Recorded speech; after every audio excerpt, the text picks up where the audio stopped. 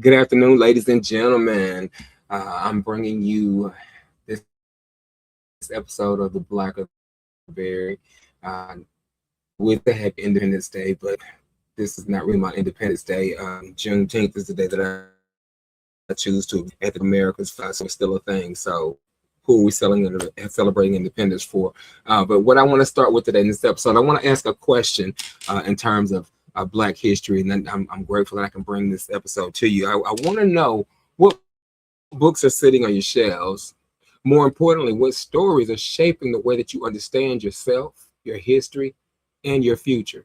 In this episode, I'm opening the doors to my personal Black history library, and I'm sharing the books that have inspired, challenged, and transformed my understanding of Black history, Africa, and the African diaspora.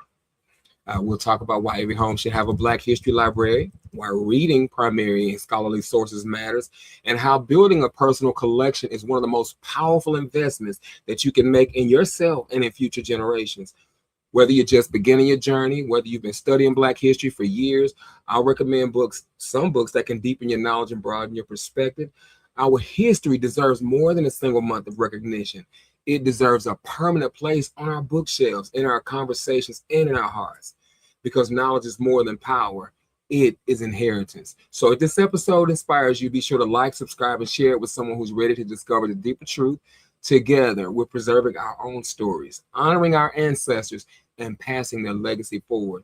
Because the blacker the berry, the deeper the truth. Let's jump in. So, on my first book, the first thing that I decided to add to my Black History library is this actual Gullah Bible. I don't know if you can see that. Let me get over here. This is my Gullah Bible, the New Testament, and it's actually written in the actual Gullah language. The original translation is there, but then the speech of the Gullah is there. And if you don't know anything about Gullah, Gullah is unique. Gullah and Geechee, a lot of people confuse the terms. They're very similar in the sense of the African American culture. It's the same thing. However, the phrases differ based on the region where you are. Gullah is native to South Carolina, my home state, and the Geechee basically refers to the slaves that were transported down to Georgia and northern Florida. So the difference between the Gullah and Geechee is just the word, basically. This is the first thing that I've had, a first piece of literature that I've decided to add to my personal library is the Gullah Bible, the New Testament. Now, another book that I'm looking at that I've purchased by Richard Rothstein is called The Color of Law. You can see that right there, The Color of Law. And a lot of these books, most of them I got on Amazon. So again, it's just something that's a forgotten history of how our government segregated America. Because again, in order to know where we're going, we have to look at where we came from. This is heralded as a masterful Washington Post and essential slate history of the modern American metropolis. The Color of Law is a groundbreaking investigation into how U.S. governments in the 20th century deliberately imposed racial segregation on metropolitan areas nationwide. And they're still doing it today. Lauded by Ta-Nehisi Coates for his brilliant and fine understanding of the machinery of government policy by the Atlantic, Richard Rothstein has painstakingly documented how our cities from San Francisco to Boston became so divided.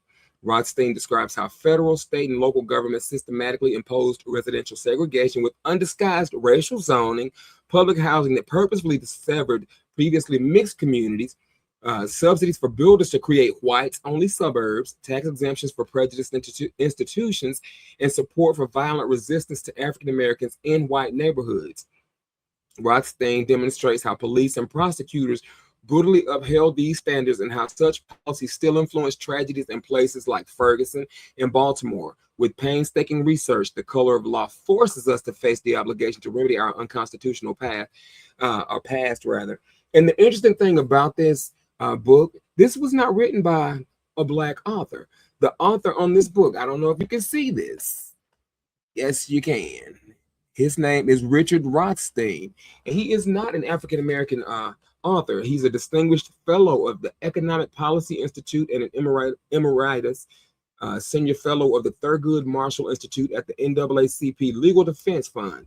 He lives in California, where he's a senior fellow at the Haas Institute at the University of California, Berkeley. So this is a very important piece in any Black history library, and I'm grateful to have found it as a part of mine. I don't know how long this episode is going to be because I don't have any particular order that I'm showing you these books. But again, this is, I feel, a reconnection with the ancestors and a calling to dive deeper into the history and to share this. So the next book that I have up is called African History and Hoodoo, 2 books in one.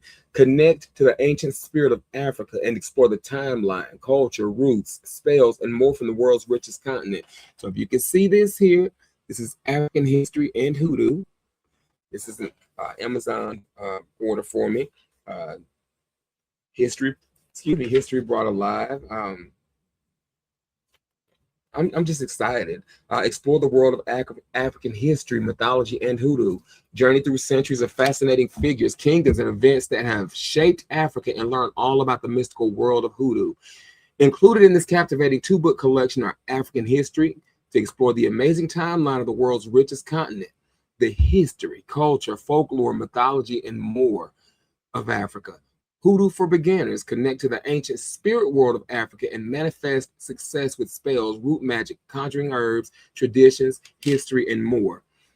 Uncovering the hidden gems of African history using reliable, fact-checked resources and discoveries from world-renowned archaeologists, History Brought Alive presents African History.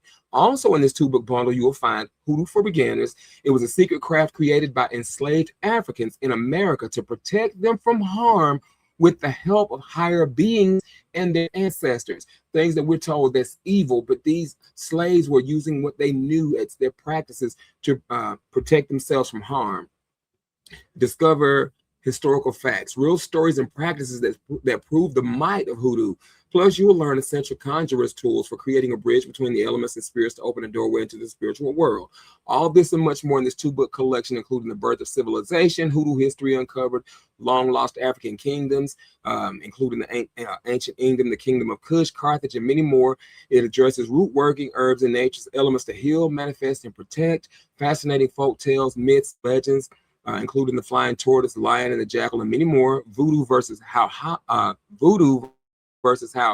hoodoo is different, common misconceptions and truths, major figures, key events, politics, and milestones in African history, the Zulu Wars, epic battles, Christianity, and the British Empire in South Africa, and much, much more. So whether you're interested in the history of Africa or if you want to learn about the craft of hoodoo, then you will receive valuable information from this book collection. So again, that one is and let me get that right there for you to see it. African Hoodoo, or African History and Hoodoo. That's 2 books in one. So that's another part of my collection that I'm proud of.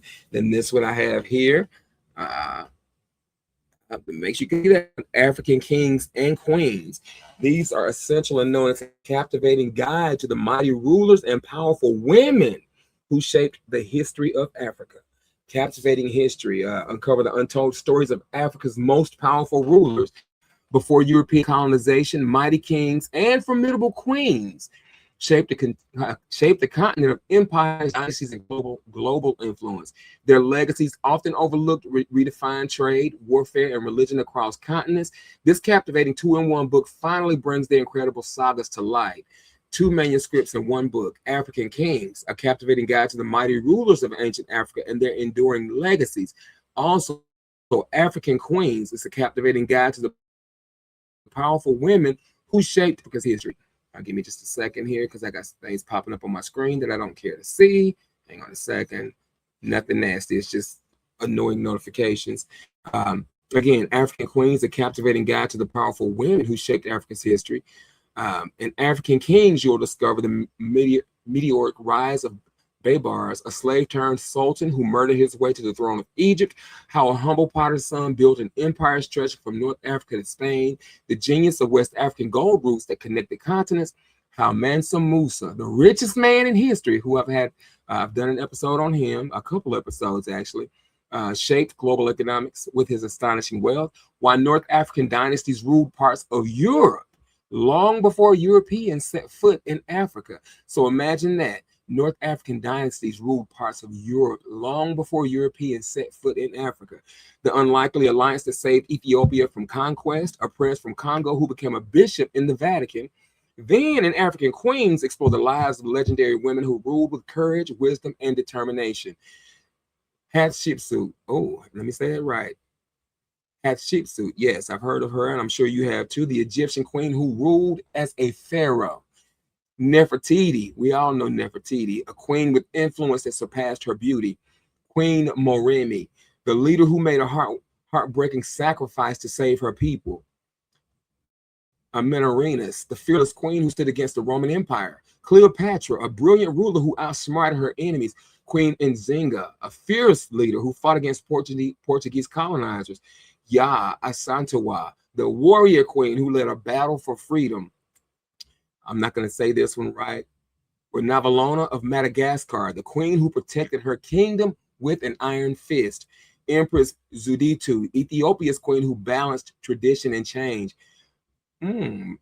Mamtatisi, a fearless leader, a fearless military leader who struck fear into rival chiefs. These are queens we're talking about, women whom we descended from. Queen Adia, a strong queen mother who helped her son build an empire, and much, much more. So this book, I'm so glad that it's a part of the library. So I share that with you all. So guys, I got a lot of books here that I've ordered. This one, Alkebulan, Our Africa or Theirs. As many of you know, there is not, if you can name a country in Africa, you are speaking the name of a country that is 100, the country, not the country, the name itself is 150 years old. No more than 150 years old, because none of the nations as we know them or none of the countries that we know them as on the continent of Africa bear the original name.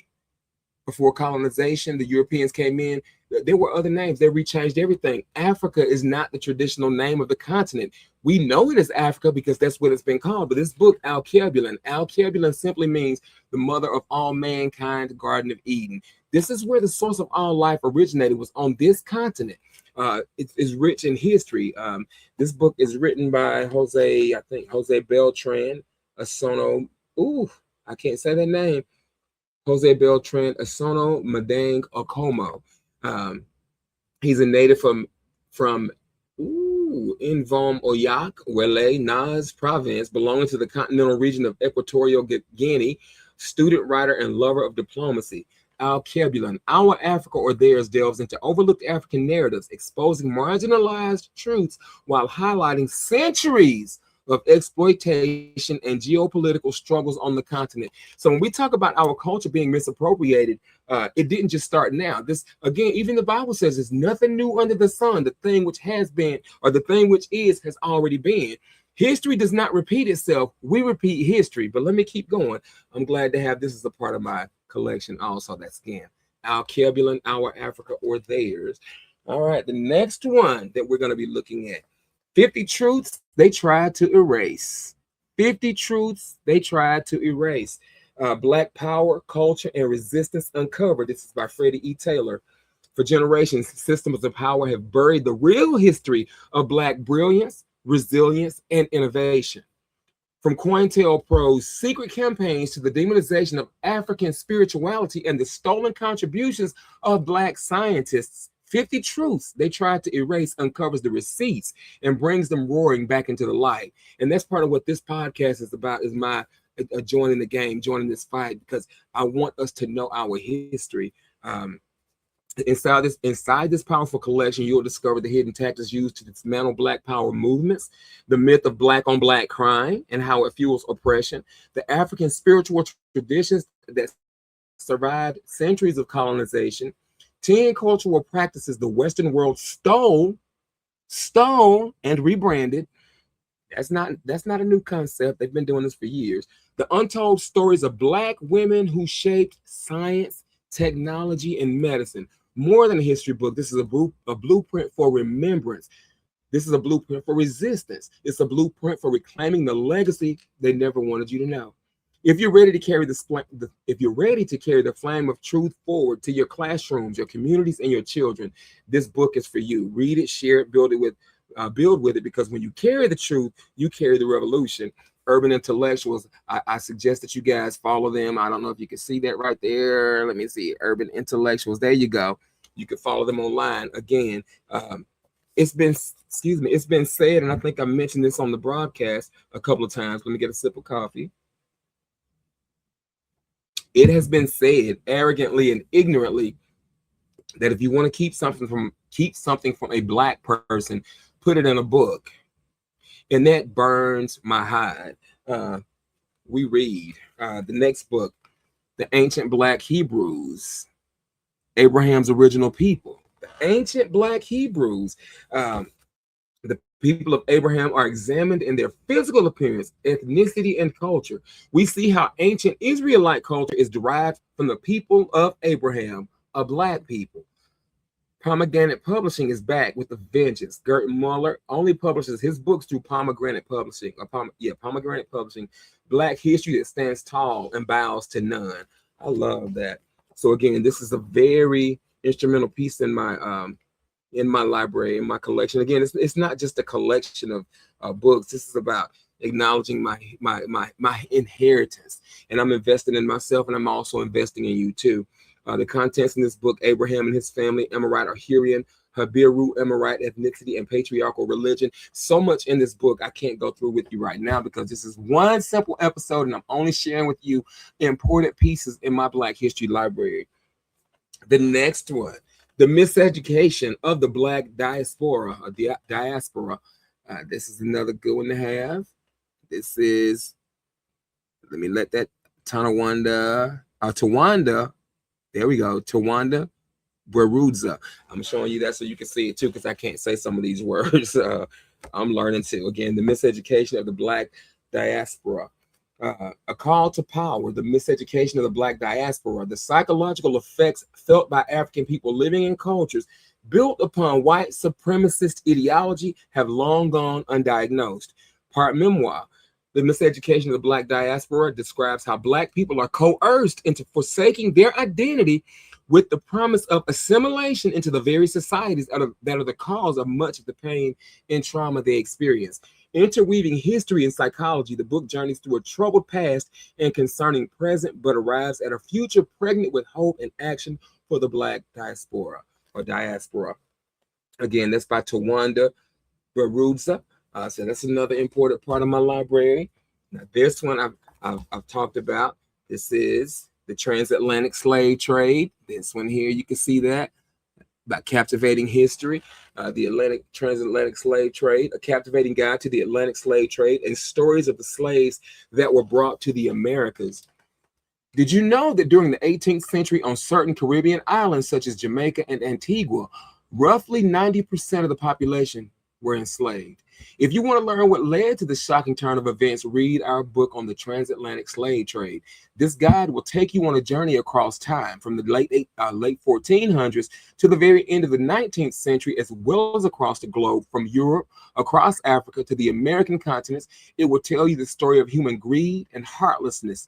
Human greed and heartlessness. You heard me right. Toward fellow human beings that would be people of color, brought here from Africa. And it will also lead you through the painful and often macabre voyage of the transatlantic slave trade. You'll learn how this deplorable act grew from its humble beginnings into one of the most lucrative businesses in which human lives were nothing but a commodity before morality, along with other incentives. In which human lives were nothing but a commodity before morality, along with other incentives. Put a stop to it. This book examines how this trade network expanded and evolved, so you'll also learn about the participants, both willing and unwilling. Through some of these tales, you'll get a step closer to understanding the true inhumanity of slavery, of the pain and suffering millions of innocent people went through in the name of profit and personal gain. Even more, this book will give you a perspective into the true scope of the commerce of human beings, as people today often fail to grasp what an enslaved person's life would have been like. Along with that, it will bring you aboard the so-called Middle Passage, where many of the enslaved lost their lives under conditions most of us today would deem unfit, even for animals. Even for animals. So again, that's the transatlantic slave trade, a captivating guide to the Atlantic slave trade and stories of the slaves that were brought to the Americas. So I'm glad to have that as a part of my collection. Now, here we go. We got this book here, Slavery by Another Name, The Re-Enslavement of the Black Americans from the Civil War to World War II, written by author Douglas A. Blackman. So this is another essential piece of my library. It's an astonishing book. It will challenge and change your understanding of what we were as Americans and of what we are, according to the Chicago Tribune. In this groundbreaking historical expose, Douglas A. Blackman brings to light one of the most shameful chapters in American history that a lot of us still don't want to talk about today, because it requires us to take personal accountability for our actions. And let's talk about some reparations. But again, that's not what this book is saying. That's not the description. That's me talking. Okay. So again, in this groundbreaking historical expose, Douglas Blackman brings to light one of the most shameful chapters in American history, an age of neo-slavery that thrived from the aftermath of the Civil War through the dawn of World War II. Using a vast record of original documents and personal narratives, Blackman unearths the lost stories of slaves and their descendants who journeyed into freedom after the Emancipation Proclamation and then back into the shadow of involuntary servitude shortly thereafter. By turns moving, sobering, and shocking, this unprecedented account reveals the stories of those who fought unsuccessfully against the reemergence of human labor trafficking, the companies that profited most from neo-slavery, and the insidious legacy of racism that reverberates today. According to the Atlanta Journal and Constitution, the genius of Blackman's book is that it illuminates both the real human tragedy and the profoundly corrupting nature of the Old South slavery, and it's transformed to establish a new South social order. According to St. Louis Post-Dispatch, a formidable researched, powerfully written, wrenchingly detailed narrative. So again, this is Slavery by Another Name. Make sure you can get that, Slavery by Another Name. There's your author right there, Douglas Blackman, Douglas A. Blackman. All right, so that's another key part of my arsenal. Backed by popular demand, Black labor, the search for power and economic justice. So it's Black labor, white wealth, Claude Anderson, EDD. So let me let you see this right here. There you go. Black labor, white wealth. Dr. Claude Anderson. Again, Black labor, white wealth. What I like about the book is search for solutions. He offers practical. What I like about the book is Anderson's search for solutions. He offers practical courses of action that Blacks can take to become politically and economically competitive in America. That's according to Dorothy Gilliam at the Washington Post. Dr. Anderson methodically outlines and articulates strategies for Blacks to become self-empowered people in America, despite the obvious injustices imposed on them throughout much of their history in this country. As William L. Clay, member of Congress, a historical analysis and a financial blueprint for the future of Black economic empowerment, Ebony Magazine. Before Republicans kill affirmative action, they should read a new book by historian Claude Anderson, Black Labor, White Wealth. Obviously, this is a little older because they have already killed affirmative action, thanks to this very biased and politically motivated Supreme Court, of which Clarence Thompson. Well, let me just talk about my library. It shows how white wealth in the USA was developed by Black labor. It shows how white wealth in the USA was developed by Black labor and is maintained by preferential treatment for whites. That's according to Barbara Reynolds at USA Today. Dr. Anderson examines the methods whites used to gain power, but more importantly, he provides examples of ways that Blacks can adopt some of those same methods to build wealth and power for themselves. Black labor, white wealth is provocative and powerful. Tony Brown's Journal. And again, Dr. Claude Anderson, just to give you an idea of who he is as an author, is founder and president of the Harvest Institute, a think tank whose mission is the social and economic reform of Black America. A well-known political strategist, businessman, educator, and economic development consultant, Dr. Anderson was a former official of the Carter administration. He's a real estate developer, maintains ownership interest in retail food businesses, and was among the first African Americans to own a radio station. He obtained a doctorate of education degree from Wayne State University. So again, this Black labor, white wealth. That's a part of the library. And of course, obviously, I'm not going to keep saying that because if I'm reading, obviously, it's a part of my library. This one, Black American History, a comprehensive guide to 400 years of African American history, systemic challenges, and group survival by D.C. Cannon. So here we go. Here we go here. Let you see that one. All right. Black American history is a compulsory, talks about compulsory sterilization, emasculating black men, 363 years of chattel slavery, sponsoring violent rap music, targeted abortions, mass incarceration, crack cocaine, poverty, Jim Crow, Tuskegee experiment, sharecropping, convict labor leasing, sundown towns, COINTELPRO, destruction of the Black Wall Street, Rosewood, and other financial districts. Rosewood happened right here in the state of Florida, where I am. Targeted for depopulation lifestyles that can single-handedly lead to genocide, assassinations, police brutality, predatory lending, controlling black leadership, undermining black organizations, homelessness, ghetto informant programs, stolen history, replicating HIV in a lab, benign neglect, gentrification, colonization, and neocolonialism, and the obliteration of the black family. See, it's all been written, and anyways. Many Black Americans are everything that white society wants them to be. Many are now embracing alternative lifestyles. Diseased or drug addicted, alcoholics, obese, homeless, gang members, incarcerated, and impoverished. The systematic efforts to create and sustain those realities are designed to uphold white domination. And those actions collectively amount to one thing for Black Americans: Black genocide. This book details the numerous ways that This book details the numerous ways that white power is doing everything possible to openly and silently cull the black population by any means necessary. Did you know the Black American population only grew about 0.5% over the last 20 years? See page 193. Did you know that rappers are laying the foundation for genocide? See page 37. Did you know that more black babies are aborted than born? See page 89. How white liberals use wildlife to keep Africa poor. See page 146. And how the black citizens avoid genocide. See page 207. So this is this one. I need to pull this one out right now. I'm actually reading another one. We'll talk about that in a minute. But again, this is Black American History, a comprehensive guide to 400 years of African American history, systemic challenges, and group survival. We still have a ways to go. The Willie Lynch letter and the making of a slave. The most dangerous power is not the one that strikes, but the one that engineers submission. This was written by Willie Lynch right here. The letter and the making of a slave. The Willie Lynch letter has become one of the most widely discussed and enduringly controversial texts connected to the history of slavery in America. For some readers, it serves as an essential document in courses that examine the psychology of enslavement and the methods through which human beings were conditioned. I don't know. This just cut that off. An indispensable reference for understanding how systems of domination were structured to survive beyond the plantation itself. This edition has been carefully curated to provide not only the original text, but also the historical and interpretive framework needed for responsible reading. It stands as an important volume for students, educators, and anyone seeking to understand how power operates, not only through force, but through design. So let's keep going. Now, this one I'm currently reading by Crystal Fleming.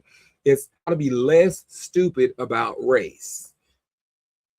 How to Be Less Stupid About Race, Crystal Fleming. And I'm reading this one. Like, I actually literally am reading this book right now. I've made it to page number past 13, actually, where it talks about prejudice versus racism. But whether at the family dinner table or as a result of events in the news, conversations about race are deeply relevant to our lives. And as much as we would rather not admit it, we all struggle with racial stupidity. Combining social critique, humorous personal anecdotes, and the latest scholarship on systemic racism, Crystal Fleming provides a fresh and irreverent take on everything that's wrong with our national conversation about race by breaking down the misconceptions that corrupt how race is represented. Fleming explains how systemic racism socializes all of us to absorb racially stupid ideas and shares concrete steps for detecting and dismantling racial oppression. I guess, yeah, definitely. So I'm reading this one right now, and it's actually a pretty good read.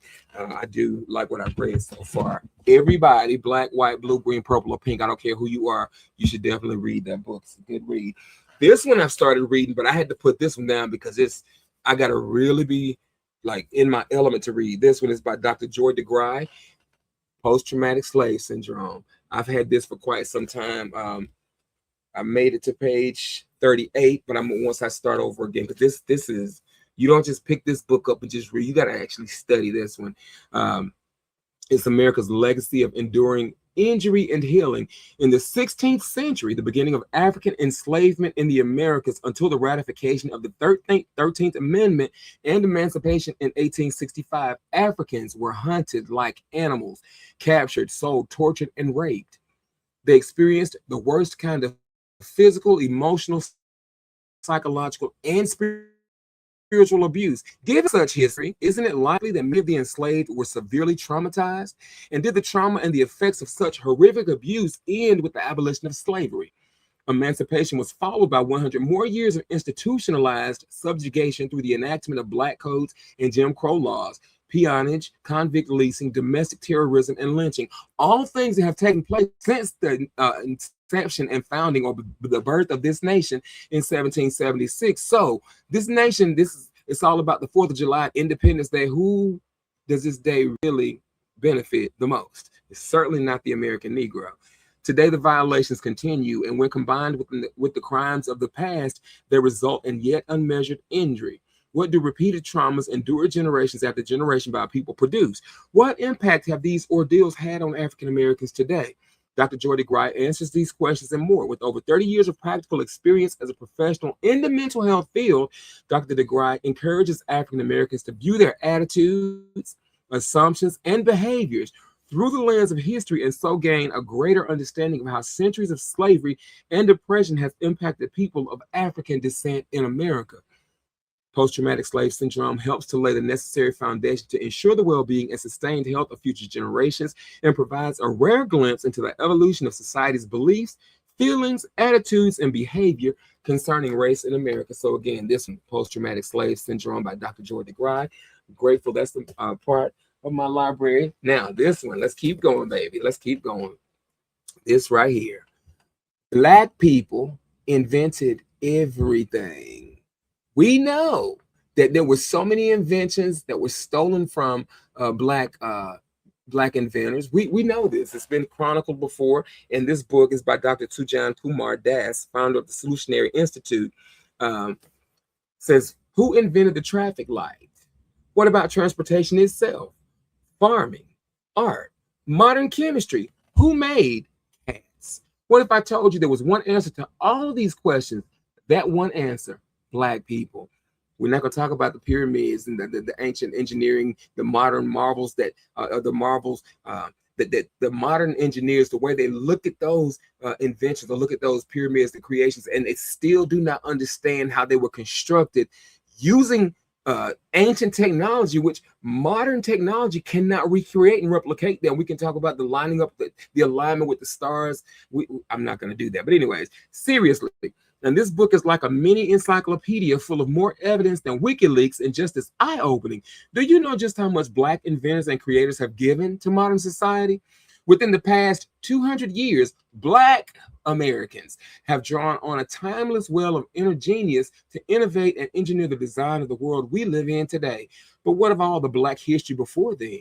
Before white people invented the patent office, Black folks were the original creators and builders, developing ingenious ways to manage the world's changes over millions of years, everywhere you can imagine, from Azerbaijan to Zagazig. With wit and wisdom and tons of pictures, this book digs deeper than the whitewashed history we learn in school. Books and explores how African ancestors established the foundations of modern society. Have you inherited this genius? What can you do with it? Inspired by solutions from the past, we can develop strategies for a successful future. So again, Black people invented everything. Just that title alone, when I first came across that, I was like, oh yeah, definitely, because I already knew about a lot of the inventions that were stolen from us, replicated, stolen from us, and passed off by the white man as their own. Now this, let's see, my Black history and the film according to the Bible. Again, Black people, you right there in the Bible. You're in the book. You're important. Come on, know your history now. Know your history. So there's the author. You see that right there. This new release is as exciting as her previous books, filled with new revelations. This time it is Nephilim. It's finally arrived. A simple, easy-to-read book that plainly spells out the true history of Black people. This author tells their story in an exciting and thought-provoking way. And every single truth revealed is backed by scripture and science, proving that Black people are the progenitor of the entire human race. Again, the Eve gene started with the Black woman. But anyway, starting with Adam and Eve, I didn't even read that. And the following 6 generations, all of their descendants were also dark-skinned people. In other words, they were Black. Adam, Cain, Abel, Enoch, Methuselah, Lamech, Noah, and Ham. So you got to add this to your collection also if you're building a Black history library. The next one, hello somebody, Negroes with Guns. That's written by Robert F. Williams. This book, just the title alone, when I saw that book, I needed to get the book because, again, if you want meaningful gun reform passed here in the United States, it's sad to say it, even though we have a Second Amendment right to bear arms, if all Black people went out and legally obtained a firearm, I promise you that gun reform legislation would pass yesterday, because there's nothing worse than a Black man or Black woman armed with knowledge and power besides a Black man or woman armed with a weapon, because it can become a weapon of mass destruction. In your hands, any power that can be quelled in the hands of any Black person, sadly, pick up what I'm putting down. All right, this next book, we're getting toward the end, everybody. We have been here 36 minutes, and I'm enjoying sharing my collection with you. This is Nzinga, African Warrior Queen, written by Moses L. Howard. Now, I've done an episode on Queen Nzinga, and there's a part 2 that's coming. I just haven't gotten to it yet, and I'm in the process of sharing my library with you, but I am going to continue on the second episode of Nzinga. She was a child of the flame, Nzinga, daughter of the old Angola, savior of Ndongo. Across the savannah and into the Green Mountains, people shout her name.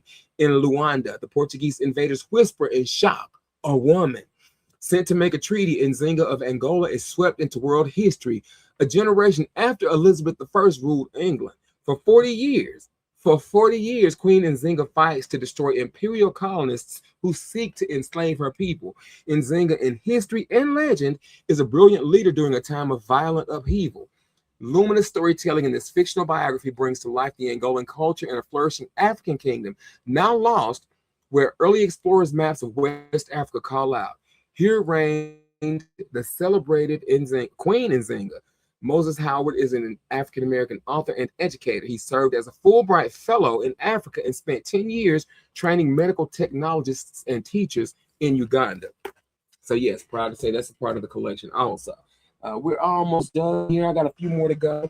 Ya Asantewa and other essays on African resistance, restoring the African mind research collection. Here you go. This is a must-have in your collection too. So let's go back this way. Ya Asantewa and other essays on African resistance, restoring the African mind research collection. Yeah, I got most of my books I got on Amazon. So I'm going to be sharing a lot more of these as I read. I'm going to be sharing those with you. My next up,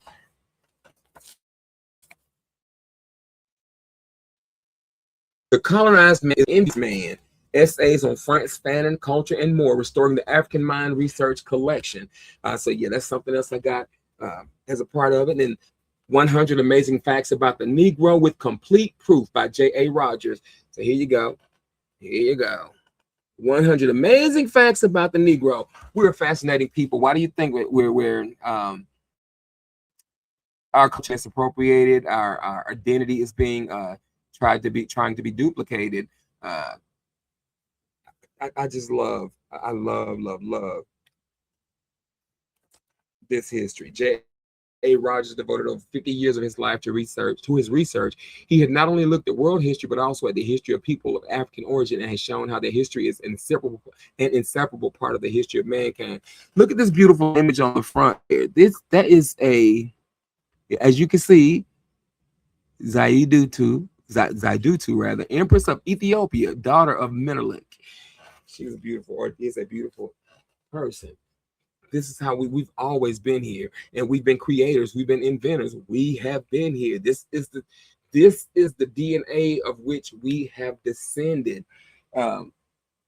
My next up, all right, this one, The White Supremacy Playbook Decoded by Kevin Collins. This is something else you need to add to your collection right here. All right. We need more light about each other. Light creates understanding. Understanding creates love. Love creates patience, and patience creates unity. Malcolm X spoke those words. During the and the impact of racism is real. This I'm reading this all off the back of the book. You can read along with me, but let's just do it my way. The impact of racism is real. During the late 1930s, married doctors Mamie and Kenneth Clark conducted a series of experiments they called the doll test. African American preschoolers were shown two dolls, one black and one white. Before they were given the following instructions: give me the doll that is a nice doll. Give me the doll that is a nice coupler. Give me the doll you would like to play with, and give me the doll that looks bad. The respondents, some as young as 3 years old, already displayed an overwhelming preference for the white doll over the black one. These outcomes revealed a disheartening reality that racism and segregation um, had already inflicted damage to the self-esteem of black children, many of whom had barely reached the age of 4. Some of these scars are still evident in the black community today. So go back to Dr. Jordy Greaves' book, Post-Traumatic Slave Syndrome. It is still present with us, which is why we have a lot of people that, and I was falling into this trap at one point in time. I self-loathing, and I didn't even like my own color, and I wanted to assimilate to the other side because see that's a part of the programming. But I'm reconnecting with my history, and I love it. Absolutely love it. Decoding Racism, the White Supremacy Playbook, Decoded, unveils many of white supremacy's inner workings and the myriad ways they influence multiple aspects of our lives. Uncover how the playbook might affect the things you believe you know about yourself and others, and more importantly, how it has influenced your subconscious mind in ways you probably do not even recognize. Peel back the layers of systemic racism and forever change how you view the world, yourself, and those around you. If knowledge is power, include the White Supremacy Playbook Decoded in your toolbox to unlearn negative thinking that commences before we begin school and often continues throughout adulthood. Kevin Collins is an author and lecturer with a master's degree from Cornell University. Born and raised in the United States, he's also lived in Africa and Europe and is also fluent in French. Ooh, okay, parlez-vous français? All right, that's a part of the collection also. Let's keep going here. We're getting toward the end. We're getting toward the end. I got 1, 2, 3, 4, 5, 6, 7, 8, 9. Here we go. Now this one, this is Mansa Musa, Africa's Golden Emperor, Journeying Wealth and Wisdom. The Hourly Bio Journey. This is a thin book. It's not that easy read. Get ready to be taken to a world where the wealth of Africa stuns the mind and the desire to explore knows no limits. Its writing is as vivid as a Saharan sunset and as full of treasures as the Mali Empire. Mansa Musa makes you want to go on a trip into the heart of Africa's golden age. Every page has the pulse and rhythm of a society on the rise, from the busy markets of Niani to the grand mosques of Gao. Find out the amazing story of Mansa Musa, whose epic journey to Mecca made him famous all around the world after turning him from a local ruler. Find out what was going on in his huge empire, where gold flowed like water and people came from all over the world to learn in Timbuktu, because he came up with new ways to run the economy in support of the arts and the sciences. Mansa Musa's rule was a time of great wealth and learning. The sheer audacity and desire of Mansa Musa's vision will hold your attention as you learn more about Mali's complicated past. His story is more than just a tale of victory and wealth. It shows how strong and creative the African spirit can be. As you read, you will understand why Mansa Musa is still seen as a sign of African pride and success, and why his name will always be remembered. Always. Next up on the list.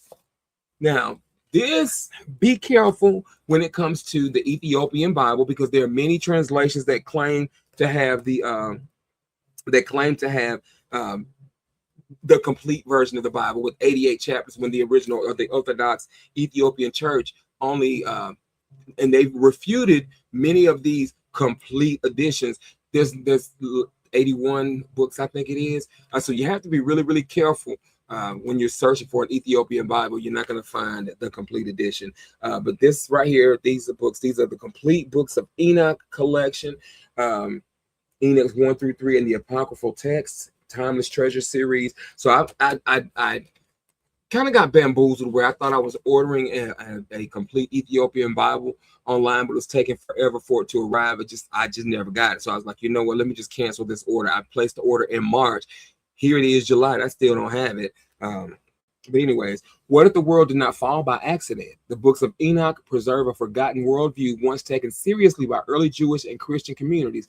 Long before later doctrines took shape, these writings offered a direct explanation for why the world is violent, fractured, and under judgment.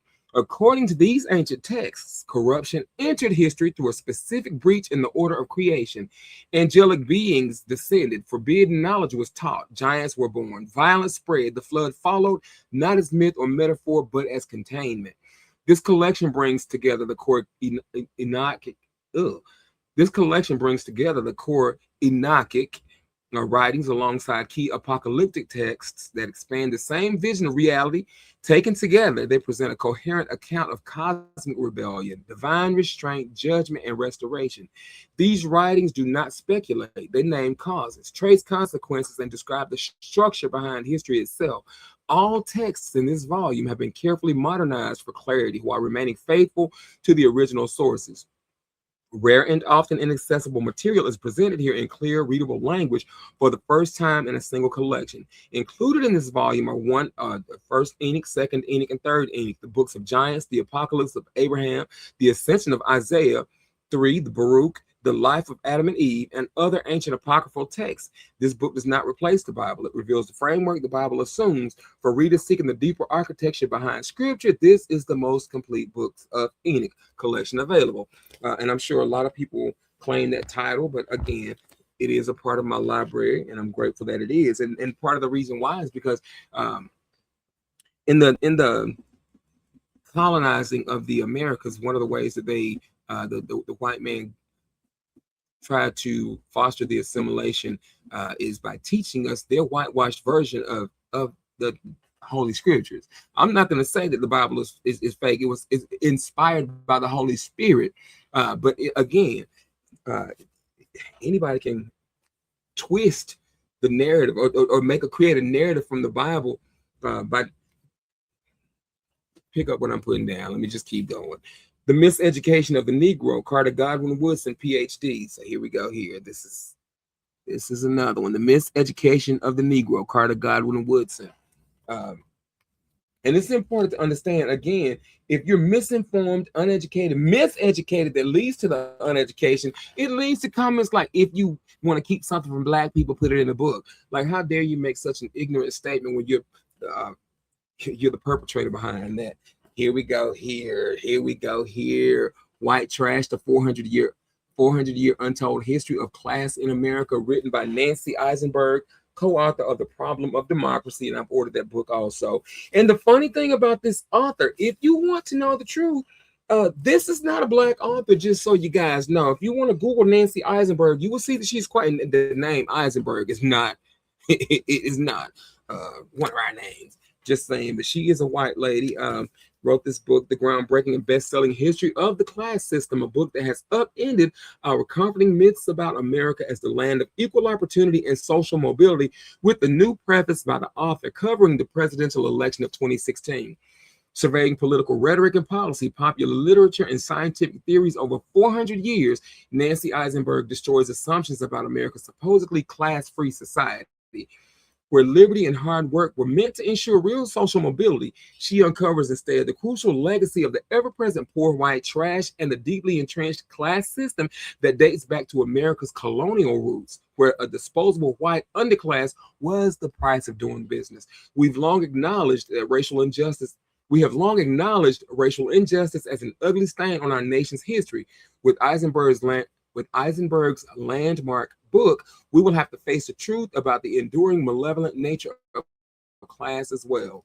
New York Times says it's formidable in truth dealing. The Washington Post says it's a gritty and sprawling assault on American myth making. Slate says that it sheds bright light on a long history of demagogic national politicking. And it was a finalist for the Los Angeles Times Book Prize. So again, this White Trash, 400-year untold history of class in America. Guys, my phone is ringing. You can't hear it. It's in my smart glasses. My niece has called me. A friend of mine is calling me in reference to the call I made. So, but I'm in the middle of recording, and I'm excited to be sharing my personal library with you. This one, love this one here. I don't know if you can see that. Secret cures, you can't really see it. Secret cures of slaves, people, plants, and medicine in the 18th century Atlantic world. Imagine during the time of slavery, Black people so resilient had to refer back to the roots, their nature, or where they came from, to heal themselves of the ailments that they were plagued with, because you didn't have. It was easier to let a slave die or kill a sick slave than it was to get them better. It the disposable the it was the brutality of just disposing of human being and to disregard their life and their humanity altogether. It's like, it's just crazy. um Secret Cures of Slaves examines medicine and human experimentation in the Atlantic world, tracing the development of a colonial medical complex from the 1760s, when a robust experimental culture emerged in the British and French West Indies, to the early 1800s, when debates raged about banning the slave trade and eventually slavery itself. Massive mortality fueled the search for new healing techniques in Amerindian or American Indian, they combine the word, Amerindian, African, and European knowledges competed to cure diseases emerging from the collision of peoples on West Indian plantations. But not all knowledge was equal. Highlighting the violence and fear endemic to colonial struggles, Scheibinger explores aspects of African medicine that were not put to the test, such as Obeah and Voodoo. This book analyzes how and why specific knowledges were blocked, discredited, or held secret. Londa Scheibinger is the John L. Hines Professor of History of Science at Stanford University. She's the author of the award-winning Plants and Empire, Colonial Bioprospecting in the Atlantic World, written in 2004, among many other works. So again, this one, let me see if you guys can see this. Let me get it just a little closer. Secret Cures of Slaves. There you go.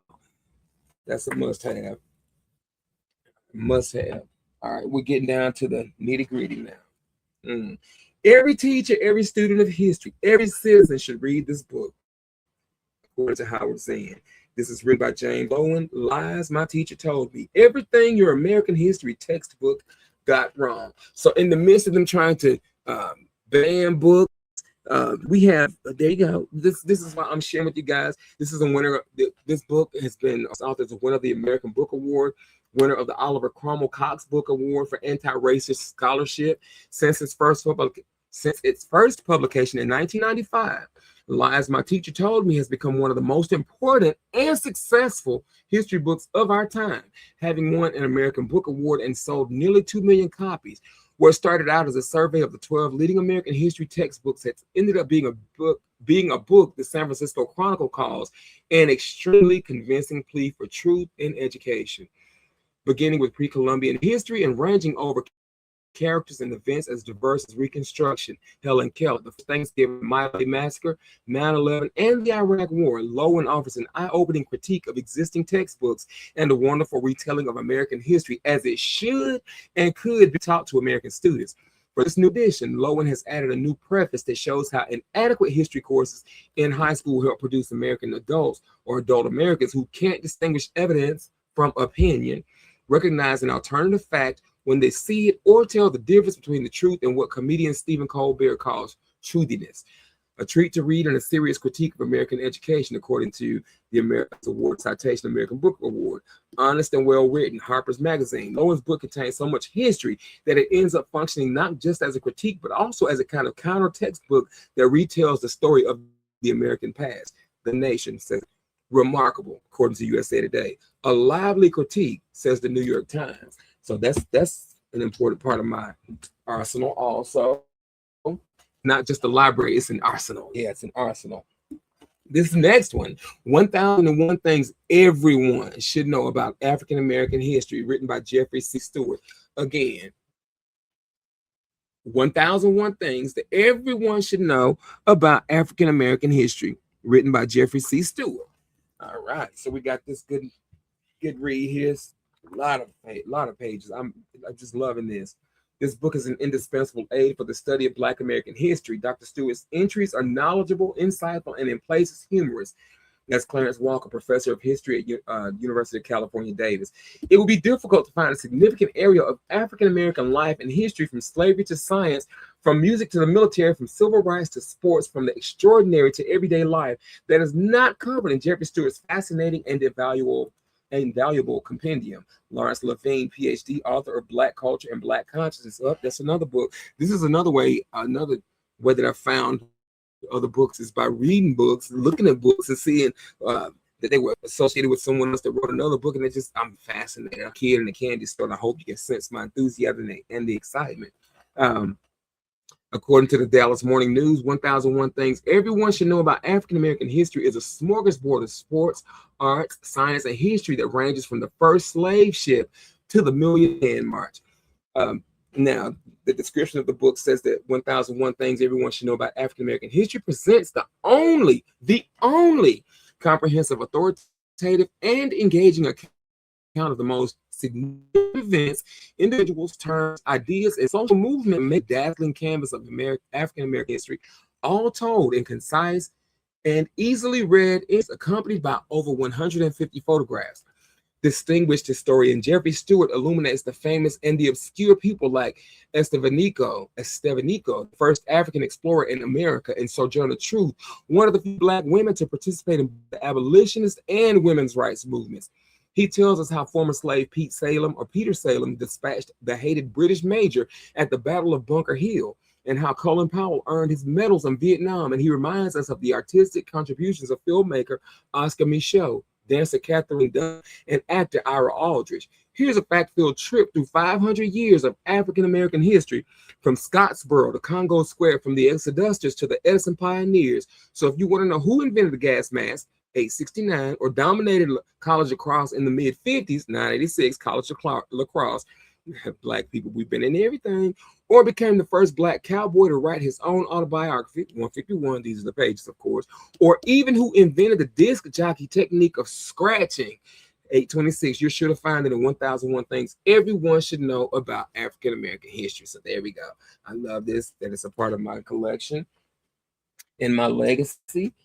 Now, I'm going to say one of the best for last, but this one here, and then I'm just going to give you one that, my cousin told me about it. I picked up. It's not so much a Black history book in terms of knowledge, but it's a Black author, and I love the reading so far. This right here, The Black Book. The Black Book. Yes, The Black Book. Middleton A. Harris, with the assistance of Morris Levitt, Roger Furman, and Ernest Smith, with a foreword and preface by Toni Morrison. This book is just, let me get to it. 17th century sketches of Africans as they appeared to marauding European traders, 19th century slave auction notices, 20th century sheet music for work songs and freedom chants, photographs of war heroes, regal in uniform, antebellum reward posters for capturing runaway slaves, an 1856 article titled A Visit to the Slave Mother Who Killed a Child. In 1974, Middleton A. Harris and Toni Morrison led a team of gifted, passionate collectors in compiling these images and nearly 500 others into one sensational narrative of the Black experience in America, The Black Book. Now in a newly restored hardcover edition, The Black Book remains a breathtaking testament to the legendary wisdom, strength, and perseverance of Black men and women intent on freedom. Prominent collectors Morris Levitt, Roger Furman, and Ernest Smith joined Harris and Morrison, then a Random House editor, ultimately a two-time Pulitzer Prize-winning Nobel laureate, to spend months studying, laughing at, and crying over these materials. Transcripts from fugitive slaves, trials, and proclamations by Frederick Douglass and celebrated abolitionists, as well as chilling images of cross burnings and lynchings. Patents registered by Black inventors throughout the early 20th century, and vibrant posters from Black Hollywood films of the 1930s and 1940s. Indeed, it was an article she found while researching this project that provided the inspiration for Toni Morrison's masterpiece, Beloved, a labor of love and a vital link to the richness and diversity of African American history and culture. The Black Book honors the past, reminding us where our nation has been and gives flight to our hopes for what is yet to come. Beautifully and faithfully presented and featuring a foreword and an original poem by Toni Morrison, The Black Book remains a timeless landmark work, and it has found its way into my library. Now this right here, I've heard a lot of fuss about this. This book was written by Michael Harriot. Black AF History, the unwhitewashed story of America. This book. America's backstory is a whitewashed mythology implanted in our collective memory. It is a sugar-coated legend based on an almost true story.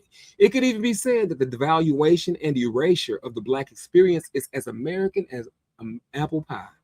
In this searingly smart and bitingly hilarious retelling of American history, acclaimed columnist and political commentator Michael Harriot combines unapologetically provocative storytelling with meticulous research to correct the record. Placing Black people squarely at the center, Harriet presents a more accurate version of American history. With incisive wit, Harriet speaks hilarious truth to oppressive power, subverting a conventional historical narrative with little-known stories about the experiences of Black Americans, from the Africans who arrived before 1619 to the unenslavable bandit who inspired America's first police force. This long overdue addendum provides a revealing look into our past that is as urgent as it is necessary. For too long, we've refused to acknowledge that Black history is American history. Not this one. This history is Black AF history. If I ever won an election for political office, I would have them swear me in on a copy of Black AF history. Michael Harriot is too funny to be this smart. Now I have to go Google how to ship a case of the. Now I have to go Google how to ship a case of these to Ron DeSantis. That was written by W. Kamau Bell. So yeah, I'm glad that this is a part of my library. Also, the People's Reporter, forgot her full name, Larissa. It was funny because I just came across her a couple of weeks ago, and she happened to share that she had a copy of this book, and it's so funny because I've had this for a minute now, but just to hear her excitement about the book, I'm ready to dive into this one also, but I have so much. This is an investment, and I'm not going to rush through these. I'm going to take my time, as should you. I'm just giving you guys some of the ideas or some of the pieces that are in my library. And again, this one, my cousin told me about. This is the national bestseller, Tananarive Due, The Living Blood. This is just, hey, because I like reading. Because again, they say if you want to keep something from a Black person, put it in the book. Well, I'm the wrong one to say that to or say that about, because I'm going to read, just saying. But again, this one I'm just reading for shits and giggles. Yeah, I said it. But anyways, ladies and gentlemen, again, this has been me sharing with you my Black history library so far. This is the legacy I want to leave, not only from my relatives, but for yours too. Because again, there is no American history, there is no world history if we don't acknowledge the truth of and the accomplishments and contributions of Black history. Ladies and gentlemen, this concludes another episode of The Blacker the Berry. I will see you guys back here next week, where we're going to continue talking about the knowledge that all people should be aware of. So remember, the blacker the berry, the deeper the truth. Enjoy your fourth.